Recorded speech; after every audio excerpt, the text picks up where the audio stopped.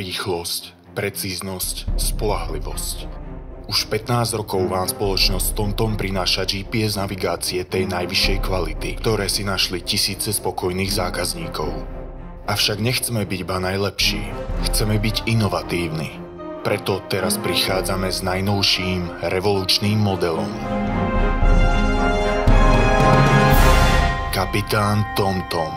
Unikátna GPS navigácia s ľudskou inteligenciou. Revolučný spôsob navigácie. Kapitán, naviguj ma do Košíc. Pozrite sa, nie je problém, keď budem na východe, aby som sa dopravil aj bez limuzíny na východ. Naviguj ma do Košíc. Smerom na Šamorín. Ne na Šamorín, do Košíc, ty debil. Je mi veľmi ľúto, že niekedy tým nástrojom je len urážka hysterie, útočenie do osobných stavov. Mám odbočiť vľavo? To je jednosmerka. Niekedy nástroj svieti prostriedky. Čo? To čo má znamenať? To znamená, aj to nie je cesta. Ty magor! Naozaj, ja vás skúsim aj v rámci sály, aj do budúcna od slov expresívnych poprosiť, aby sa nediali. Aktuálny monitoring nebezpečenstva na ceste. Kapitán, sú na ceste nejaké hliadky? Je to otázka pre ústavných právnikov, ale ja sa urobím.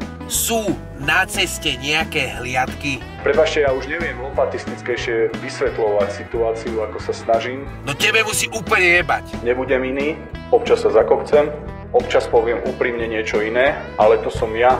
Interaktívne ovládanie funkcií auta. Kapitán, odomkni všetky dvere.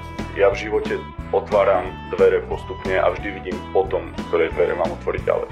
Hovorím, otvor všetky dvere! Ja neznášam chlapov, ktorí sú hysterici, preskakuje im hlas. Je už z teba zle. Ja si to užívam, ja sa cítim dobre. Ty nie si kapitán TomTom, ty si kapitán Kokot. Ja si tú hodnosť zaslúžim. A ak si produkt zakúpite hneď teraz, dostanete k nemu zdarma mód Legendy. Zlota. Naviguj ma do Budapešti. Ľutujeme. Destinácia je dostupná len pre tanky. Kali. Čo? Nič. Čo? Nič. Procházka. Sú na mojej trase nejaké zápchy? Nie. A otec národa. Koľko mám času do príjazdu? Počúvaj, ešte raz sa vstúpil, tak ma tiebne, že sa nespamätáš. Kapitán TomTom. Lebo žiaden človek nedokáže tak navigovať človeka, ako len človek človeka. Máme honenie vtákov.